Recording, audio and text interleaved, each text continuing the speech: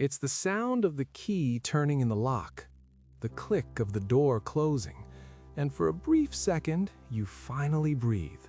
The performance is over. You are alone.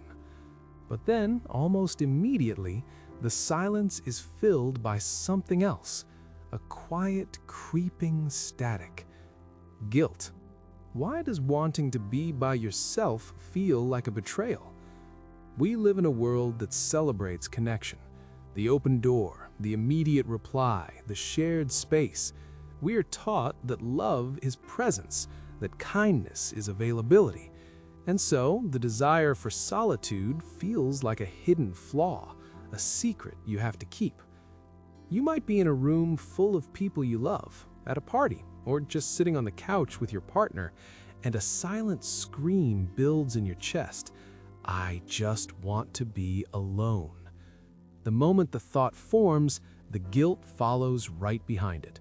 It whispers that you are selfish, ungrateful, cold, that a good person, a loving person, wouldn't feel this way. A good person wouldn't crave escape. So you stay. You smile, you perform. You have learned to be the person who shows up, the one who listens, the reliable friend, the available partner. You've worn the mask of availability so well that you've convinced everyone, maybe even yourself. But the mask is heavy, and the longer you wear it, the more you ache for the relief of taking it off. This isn't introversion. Introversion is a preference for how you recharge. This is something deeper. This is a conflict between your fundamental need for your own space and a deep-seated fear that your needs are a threat to your relationships. Where did we learn this? For many, it starts young. You learned that your value was tied to your availability. Maybe you were the peacekeeper in a chaotic home, the emotional thermostat. Your presence was required. Your job was to manage the feelings of others. Being alone wasn't just lonely, it was a dereliction of duty. So now, as an adult, stillness feels like negligence.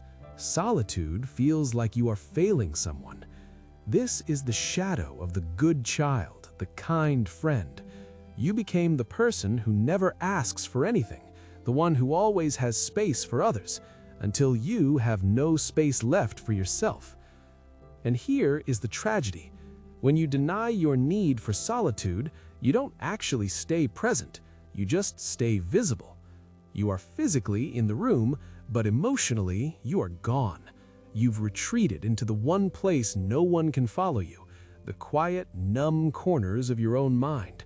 You nod, you smile, but you're not really there.